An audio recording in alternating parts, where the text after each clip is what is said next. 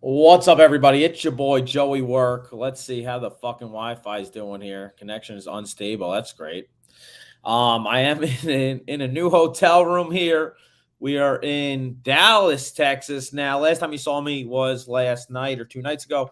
I was in Houston. I gave out over 9.5 in the Toronto Milwaukee game. Unfortunately, I was a loser. Julio Teheran did have 0 strikeouts through 6 innings, so he did get hit all over the place. Just didn't result in any runs for his Toronto team, which obviously continues to struggle to score. They are in last place in the AL East, so they're going the wrong direction, we'll say. But I will break down every game today. I'm going to do a full slate rundown for today, June 1st. It is June now.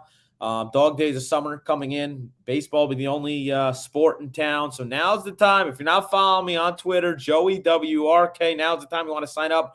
Run Pure Sports, runpurebets.com. Promo code is WORK, WERK15, 15% off your membership. So I would sign up because here comes baseball. I'm up still over 20 units, and we're still grinding here.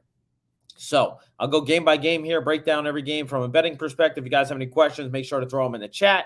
I'll answer as many as possible. First game, 1 o'clock Eastern, Milwaukee Brewers versus Toronto Blue Jays. Freddie Peralta versus Kevin Gausman. I like both of these starters personally. I know Gausman had a couple stingers his last couple starts. But, the guy constantly goes out there, throws 6 innings at least almost every start, 6, sometimes 7, even threw 8, 2 starts ago, 8 innings against Baltimore.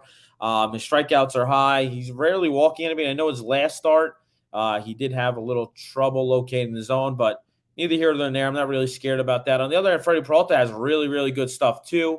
He has struggled his last 3 starts. He gave up 13 total earned runs in about 11 innings. So he has struggled in those starts. 2 of those were on the road against Tampa Bay and St. Louis, division foe. Again, another road game here in Toronto. But as I mentioned, Toronto's offense has not really shown up as of late. This team has continued to tread the wrong way. And Freddie's advanced numbers have been pretty good. 34% hard hit rate, striking out batters 25% of at-bats. He has had a little inconsistency and walking people. But I think he'll probably pitch good here. Gausman, I expect Gausman to really pitch good here. His advanced numbers really good, striking out people 32% of the time. X-weighted on base percentage against 286. I do expect this game probably to be low scoring. We have Toronto is minus 200 favorite in this game, which is absolutely crazy. But that's, if you're betting baseball every day and you're laying minus 200, God bless, because you will never be profitable in this sport. Even the worst teams in this sport win. I mean, the worst team, I guess, is Oakland this year. They're going to be probably the worst team ever and win, maybe 50 games. But even the worst teams win 50 games. So you have to find your spots. Under over is at 8 or 8.5 in this game. I do expect this to be low scoring, but 8 is a short number, especially for this park that they moved in the fences. Both 2 good pitchers, but they have tendencies to walk people, and they could get into some trouble here. I definitely lean under. I definitely lean with the Blue Jays as well, but I'm minus 200. There's no chance I'm taking the Blue Jays, so it's dog or pass. Milwaukee plus 168, I see, plus 170 in places. I'm not totally against taking Milwaukee plus 170. Essentially, I'm likely going to pass because I do find some other better spots, but that's where I'm at on this game. Appreciate everyone in the chat already. Jacob Stubbs, my guy. Jason Graham, what up? Tough one yesterday. Yeah, Toronto offense, man. Wake and bake. DFS baseball bitches. Post Degener, appreciate that. Nats case in point, win a 10-6. Yeah, I think the Nats won 2 of 3 versus the Dodgers. Yeah. But yeah, here we go. So that's where I'm at on the first game. We'll go on to the next game. We have the Phillies versus Mets. Tijuana Walker versus Mad Max Scherzer. Tijuana Walker, I can't seem to really figure this guy out this year. He has a good start followed by a bad start. I feel like every single start. Sometimes he puts 2 bad starts in a row. I don't think he's really ever put 2 good starts together in a row, especially not in May. Maybe in April to start the season, he had 2 good starts. Past that, he hasn't had 2 good starts in a row. And friggin', I can't even remember. Guys, the ERAs through the roof. Advanced stuff, not very good either. This Mets team has seen a decent amount of him, about 309 X-weighted on base percentage versus him. On the other end, the Phillies have seen a shit ton of Max Scherzer, 180 plate appearances, batting over 400 slugging percentage against him. And Tijuana Walker's advanced numbers just really bad on the year. He's striking out batters at an 18% clip, walking batters at an 11% clip. As I mentioned time and time again, when those numbers are close, that's not good. Slugging against 430, 331 weighted on base percentage against this year. Max's numbers have been good. He has allowed somewhat of a hard hit against, but the Mets have continued to find ways to lose the games he started. I think he started – how many games did he start this year? 8 games he started this year. He has 4 wins, and he's only allowed more than – I guess the first 2 starts of the year he struggled. Past that, he hasn't allowed more than 1 run. In only 1 start, he's allowed more than 1 run. Most of the games were on the road here. So I do think Max probably has a good start here versus the Phillies, this Phillies team. You're getting – Max minus 175. I'm seeing at FanDuel is the cheapest price. Tijuana Walker plus 150 on the comeback. Let me see if we got a first 5 number here. If the first 5 number is not crazy, we can maybe attack that. But knowing the public, they likely bet on minus 122 via FanDuel. I'm going to go with it. We're going to take Max Scherzer and the Mets. Mets first 5. Minus a half run, because I do think they get to Tijuana Walker. And Max should have a decent start here. So Mets first 5, minus a half, minus 122 via FanDuel will be my first official play here. I'm going to stay away from the bullpens I really don't trust either bullpen. I definitely don't trust the Phillies bullpen a little. I think the Phillies bullpen's a little worse, but still, the Mets bullpen is not very good. The advanced numbers are showing the Mets bullpen I have the 6th worst bullpen in baseball.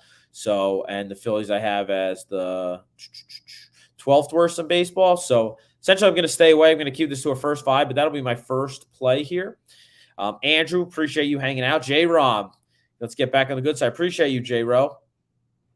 Appreciate you, Joey. Just having fun enjoying cannabis, playing low-stakes GPP, placing crazy single, multiple team parlays. Nice. Yeah, if that works for you, have a blast. Yeah, I don't really do parlays. I mainly do single plays only. And I know long-term I'll beat the books, as I've proven the last 5 years. Again, every day, every play, fully tracked. This year, I am up 23.13 units, 92 and 76 on the year. The grind continues every day, every play, fully tracked. And, we try to grind out profit every day. If we don't, we move on to the next day, try to grind out profit the next day. Next game, I do like San Diego versus Miami. This Padres team, man, they are so good on paper. I wish they could put it all together, right?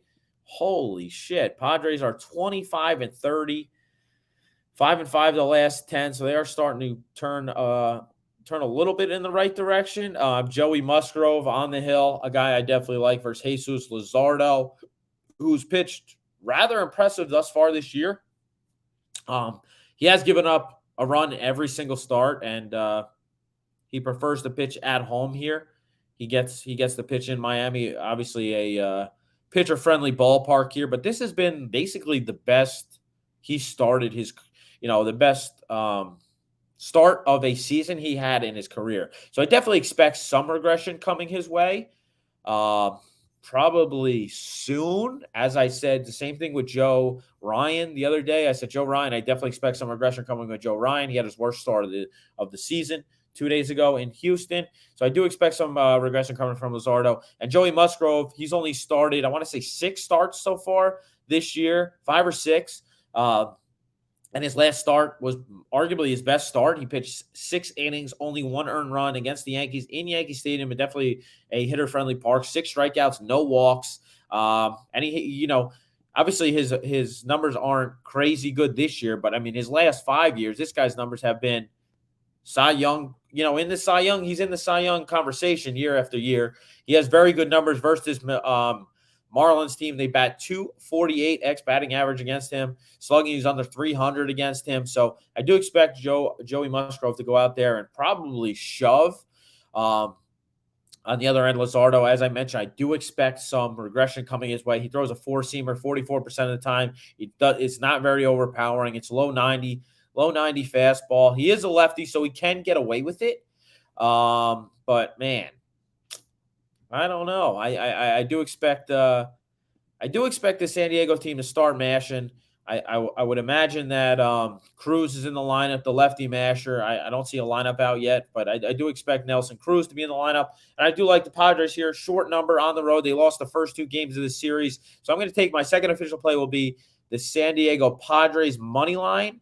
I can get that via FanDuel at -120. There is -115 in some odd books, but I'm only going to go by major books. So -120 will be official play on the Padres money line. I'm going to go full game here, as I do think the Padres have a clear advantage in the bullpen. So I'm going to do a full game here. San Diego Padres money line. That's my first 2 official plays on today's slate.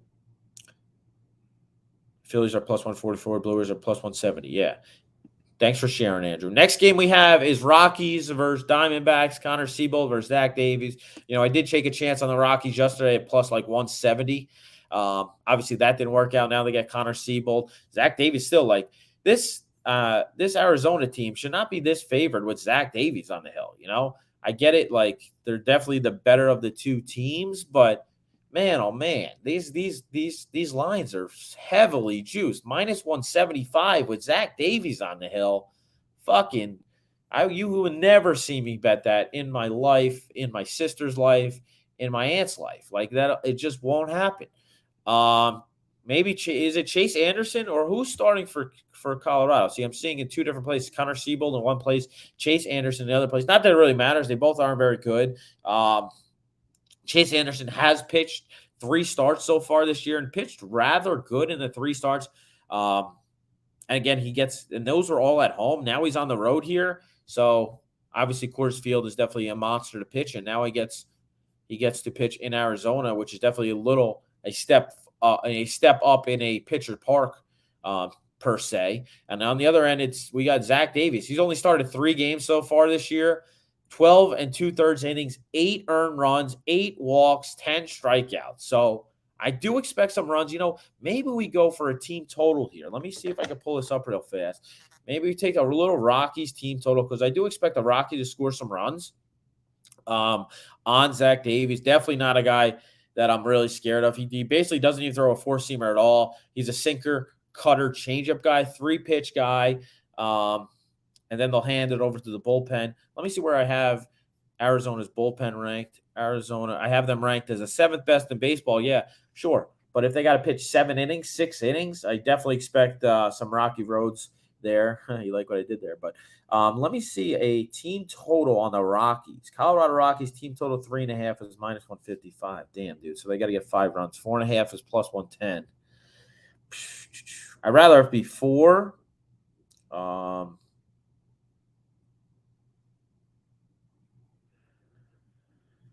Let me see here real fast. Damn, bro. Everyone keeps fucking messaging me here. Anyone see a number 4 on their team total for the Rockies? Because I would be kind of interested in that if it was at 4. So, if we get to 4, it's a tie. 4.5, they got to get to 5 on Zach Davies. They likely do get to that number, and that means likely the over is in play as well. 9.5 as the over because I do expect Arizona to score some runs too, but I don't want to do 5 runs on the Rockies alone because they could easily just get to 4 and that be it. Colorado Rockies total runs 4 is -124. Yeah, so I'm likely going to stay away, but that is a lean there as you guys as I talk through it. Definitely, maybe if you prefer the full game over, if you don't think the Rockies are going to score as much as the Diamondbacks, but I do expect the Rockies to score off Zach Davies, as bad as they've been. And on the road, I definitely expect that. So lean is over there. Next game we have is the Reds versus Red Sox. Hunter Green versus Chris Sale. Chris Sale finally turned a leaf here. Has pitched rather well his last 5-6 starts. Past. Every start in May he's been really, really good. So for the last 5 starts, he's been really good.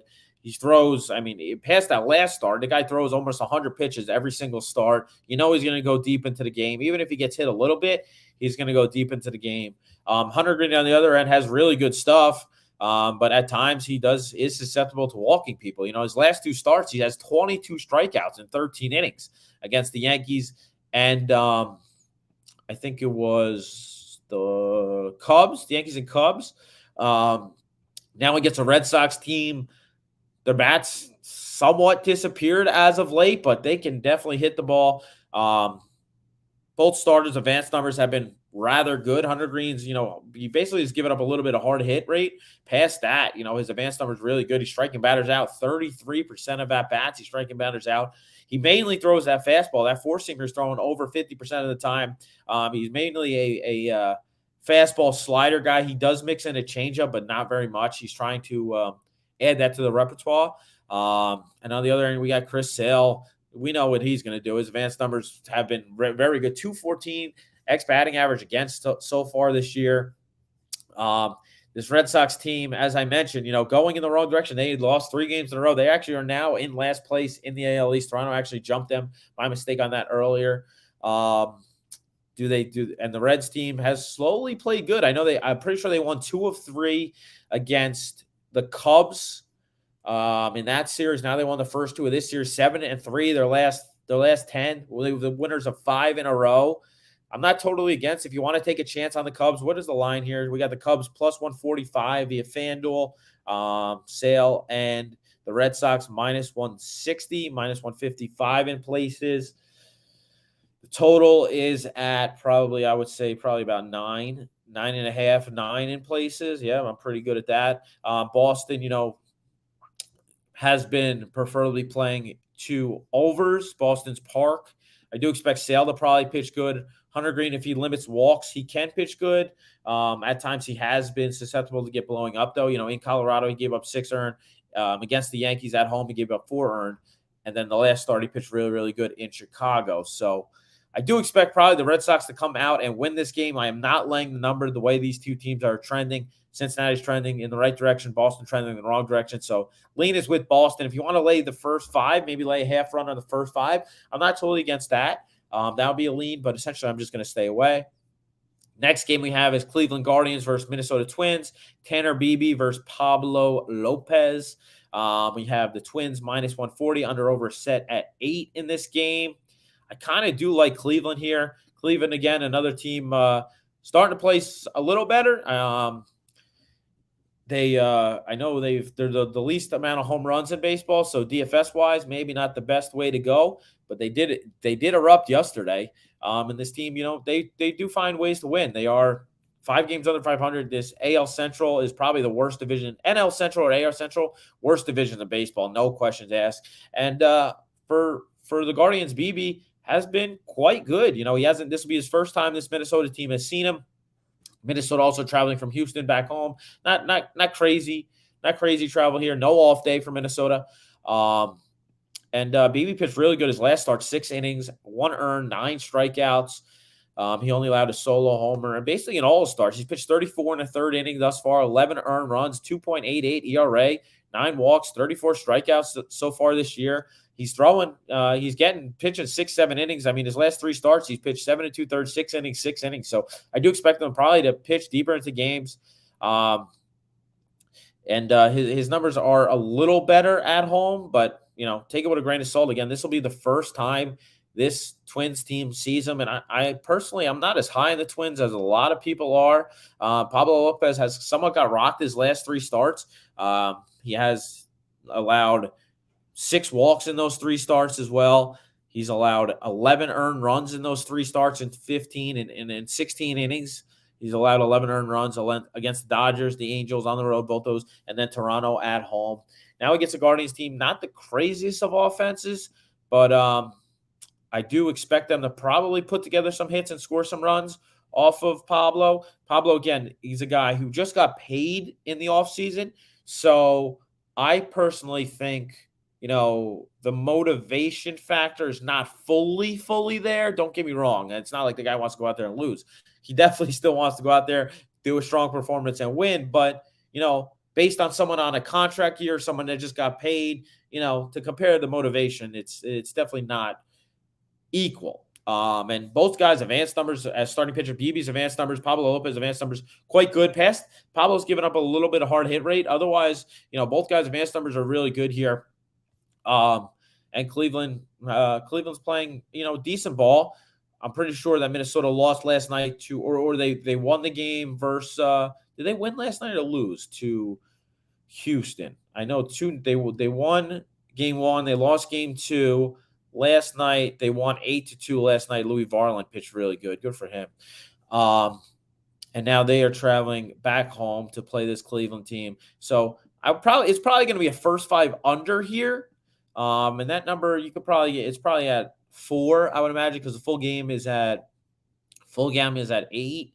So yeah, 4.5 I see in places, minus 120 via BetMGM at 4.5. I'm not totally against it. That would be the lean. First 5 under 4.5. I do expect BB and probably a little bit is a bitch good. Also, if you have to pick a side, I'm going to take the dog.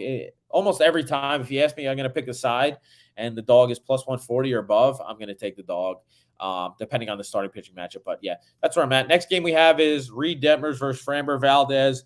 Angels versus Astros. Under over is set at, let me just pull this up real fast. Under over set at 8.5. Houston is minus 190 favorite. Reed Detmers and the Angels slowly trending in the right direction, but I definitely think this Angels team is a little overhyped and probably doesn't even make the playoffs come year end. I get it; they're over 500, 2 games over 500, 3 games over 500 so far. Detmers has given up 3 earned runs in his last 5 starts. The guy just goes out there, gives up 3 earned runs every start, pitches 5 innings. Sometimes doesn't even get the 5 innings. His strikeout numbers are up, but advanced numbers are not very good. Framber is, very, very good. I'll tell you that.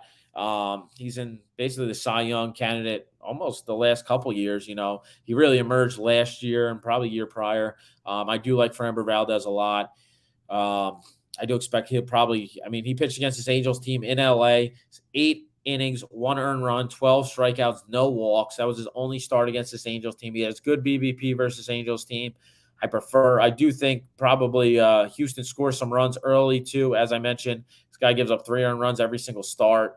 Let's see what we got on a run line in the first 5 here. Maybe we'll make that the last play.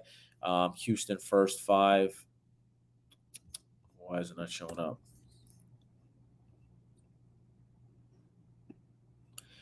Houston first 5 minus. Yeah, they're making us lay 2 runs. See, I'm not doing that either. I prefer, I'll never, on a first 5, I'm not laying 2 runs on a first 5. I get it. The team is obviously probably far superior, but you're cutting your, let me see something real fast. Minus 130 via FanDuel. Oh, no, first 5 run line, minus a half, minus 112. That's where we're going to go. First 5 run line, minus a half, minus 112. Oh, no, that's got to be, run line's got to be, it doesn't say if it's 1 run or 2 runs. Killed Houston. Reds scoring a lot of runs lately. Smash the like button. Yeah, hit the like button, guys. So that'll be the last game. If we can get the Astros minus a half run at minus 120 or below, I will make that my 3rd official play. So 3 official plays. First one will be Mets first 5, minus a half, minus 122 via FanDuel. Padres money line, minus 120 via FanDuel. And the 3rd play will be Astros minus a half. If I could get it anywhere minus on the first 5, minus 120 or below. If I can find that, I'll look after this show. But those are my 3 official plays. If you guys have any questions, now's the time. Appreciate everybody hanging out. I'll be back Sunday with JJ and Holden doing the same thing, running through the entire slate from a betting perspective. JJ will probably do some DFS-wise. And, yeah, I'm in Dallas. Anybody in Dallas wants to get a drink tonight, hit me up. I'm only here one more day. I'm flying home tomorrow. So, yeah, I'll be back, and we'll continue to do this, grind this out. I appreciate everybody hanging out. Every Tuesday, I'll give out a free play. Normally Wednesday night, I'll do a full breakdown for Thursday. I couldn't get to it last night, so that's why I'm doing it this morning. MMA bets for Saturday. I will definitely put some MMA bets on the spreadsheet, Jason. I need to dig a little deeper. I don't want to give you any bets right now without digging without doing my full homework on the card. But yes, I definitely like Andrei Arlovsky. I know that for sure. I did dig into that one. This may be his retirement fight, but either way, I definitely like Arlovsky. I'm going to dig a little deeper, maybe a little Jim Miller, maybe. I got to dig a little deeper before I make anything official for MMA bets, but they will be on the Run Pure Bets spreadsheet. So if you want to sign up, Run Pure Sports, runpurebets.com, promo code WORK15, get you 15% off. Every play, every day, fully tracked. MMA, MLB, every single play. Arlovsky by decision. Yeah, I like that. Yeah, I mean, he's the underdog on the money line, so he probably grinds out a decision. You're right, but rather than limiting my exposure there, I'll probably just take him on the money line because he's an underdog anyway. I appreciate you all, guys. Hit the like button on the way out. Follow me on Twitter. Again, Joey Work right here. I'm going to tweet out another free play. I tweeted out a free play 2 days ago. I'll likely tweet out a free play either tomorrow or Saturday, and then I'll see you guys back Sunday on this channel. Peace and love. Joey Work.